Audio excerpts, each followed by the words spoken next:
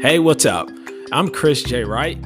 I started the Moment of Truth Straight Talk series to show rawness and relatability through social media, to advocate for mental health through self-care by sharing my life story through my experiences.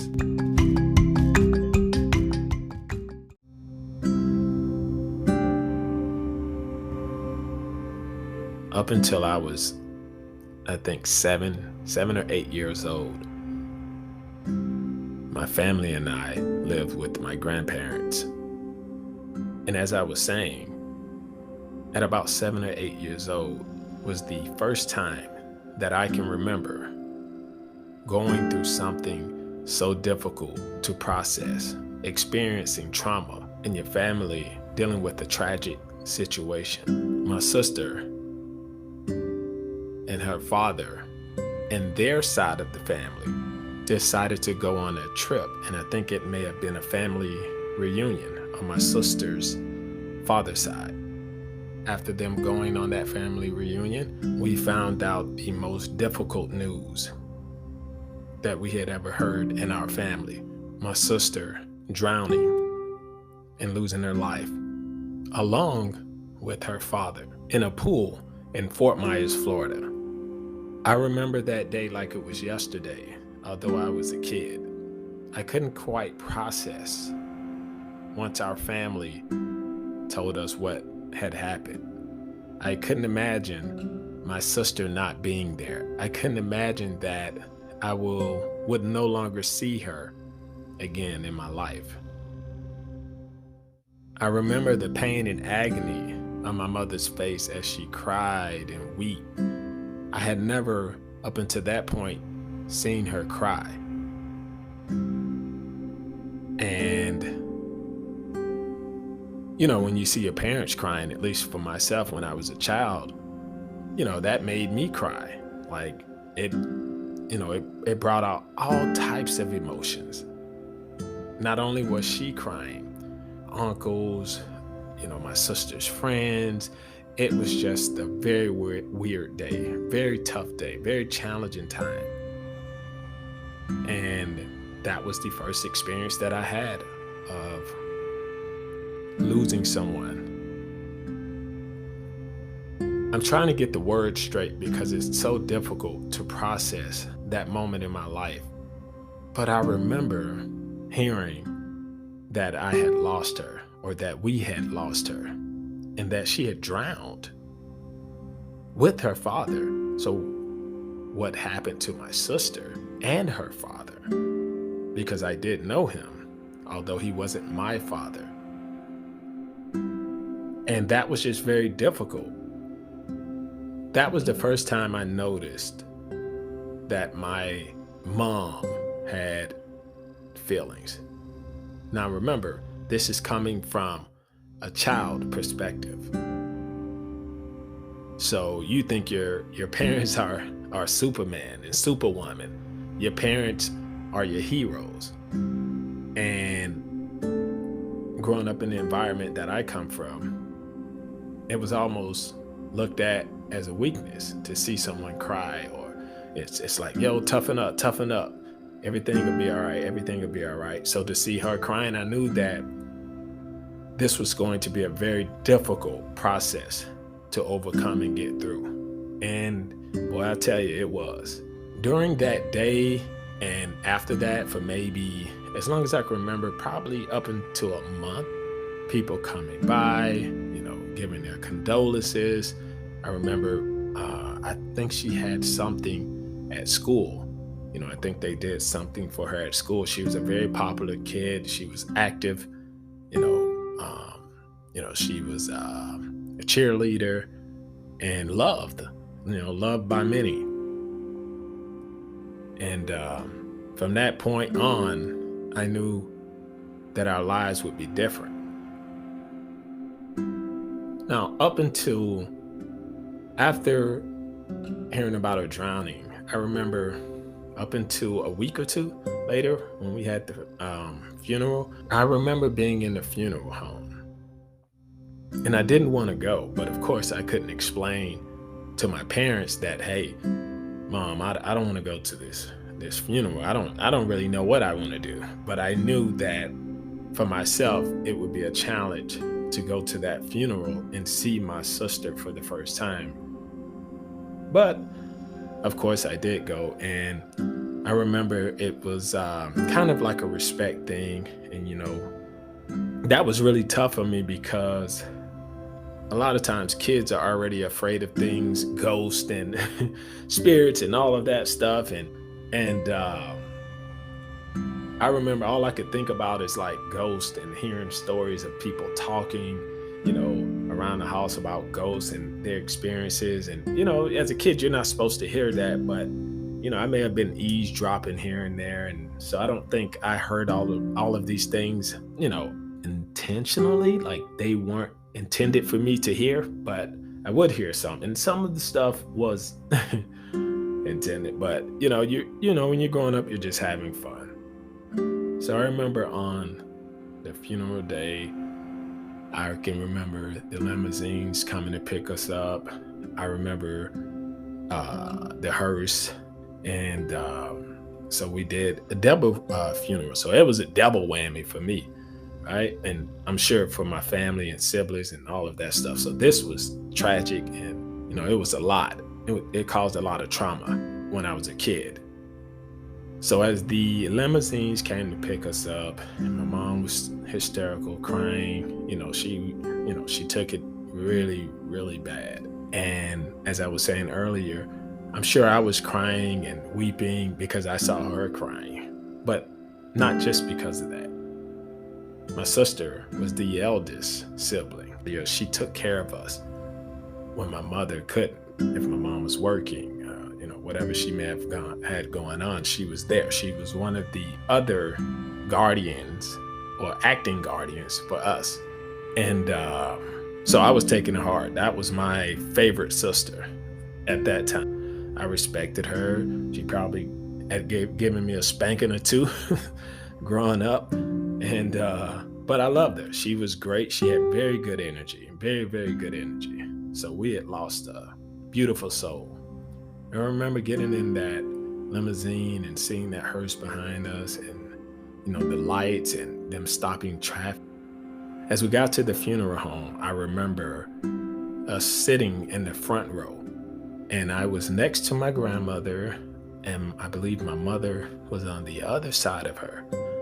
But I remember my grandmother having her arm around me because I was crying and I couldn't, quite process what was happening.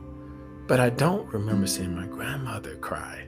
And I'm like, wow, she has to be a strong woman to not be crying. But what I think, because she was being strong for us. And I remember my grandmother saying, baby, it's going to be all right. She's in a better place. She's resting now. It's going to be all right. And I don't know, that made me cry even more because I didn't want to hear that, and I didn't want to actually deal with that. I didn't want to process what she was saying as if it was okay. So I was afraid to look. I was afraid to look up and see her, but I could see, I could see her, out the peripherals or, the corner of my eye. And I finally got up to look, and I remember us walking past the casket coming in there. I don't think I really even looked. And she didn't really look like herself. So I couldn't process that. And her father was right next to her. And I want to say he may have been on the right side. I can't remember. Remember, this was a lot of trauma, so I don't remember. And I tried to block it out of my mind. And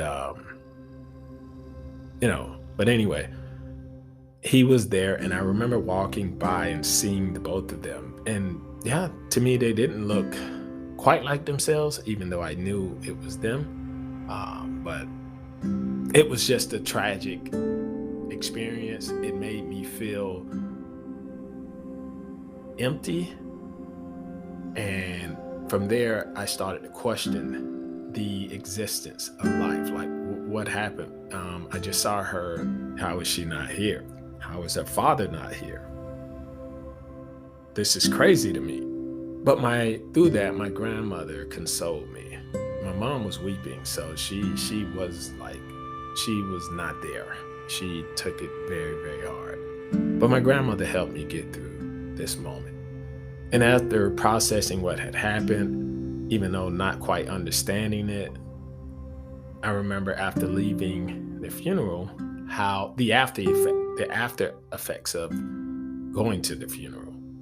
For those of you who have children, if you haven't quite figured that out yet, I wouldn't personally take children to funerals because that's the lasting image that you see, and that may affect how your kids grow up and how they view life and how they feel.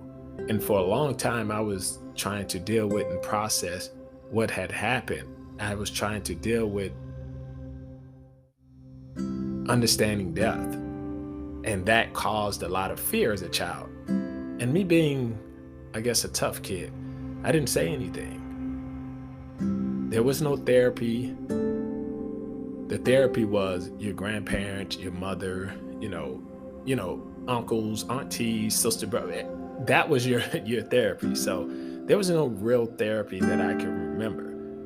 When I went to school, I remember teachers being there and maybe giving me a hug and asking me if I was okay, and I wasn't. But what I remember the most is that of how that incident made me feel, and I wouldn't recommend for any parents or anyone to bring your young children to things like that. And I didn't, again, my family didn't do it to hurt me. That's just how we dealt with things. But you don't think about the lasting effect on a child growing up when they see those types of things.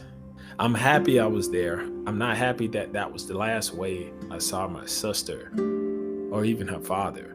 But that's the last thing that I could process for a long time up until I was in my, I would say, teens. I couldn't quite get past that image. And even though if they would have asked me, I would have been afraid to go, but I would have gone anyway.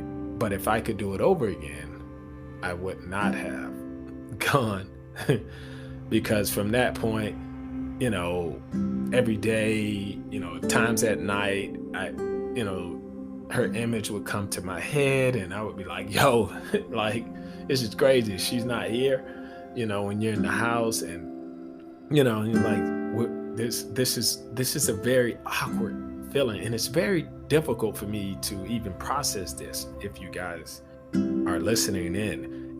But it's important to talk about it because I kept it bottled in for so long. I kept it bottled up. And I feel like it was something I needed to share.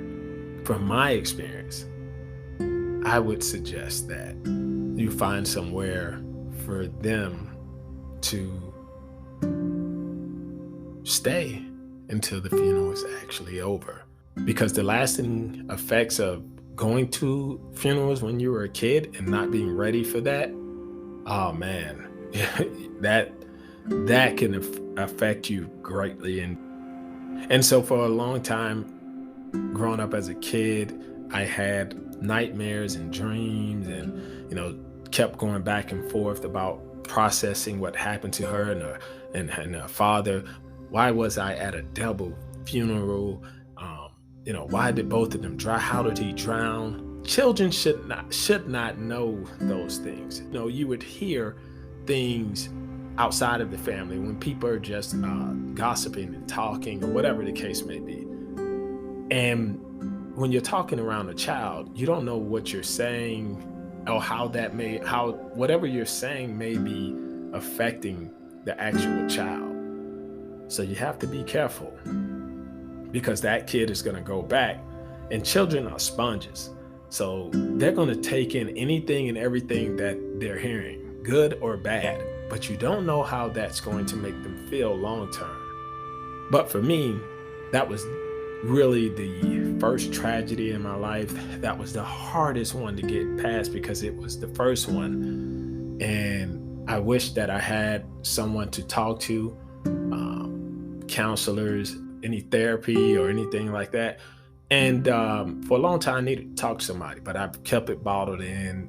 I went to school, I act like everything was okay, and it wasn't for a long time. So I'm sharing this information with you guys today because some of you may have gone through something similar to myself and you didn't know what to do because no one there was there to help you process what you had heard or help you get through any of these challenging times and tragic situations.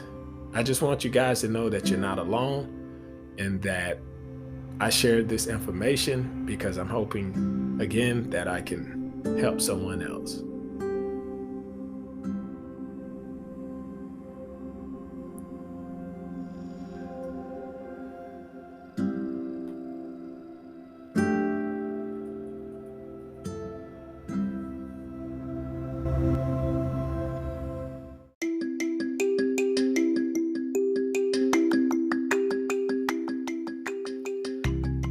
Thanks for coming along and joining me on this journey of discovery and self-reflection. And I hope through my experiences that I have provided some peace, hope, and perspective that will inspire you to move forward and to become a better version of yourself. If you liked my content, please subscribe. And remember, aspire to inspire before we expire. See you next week. Peace.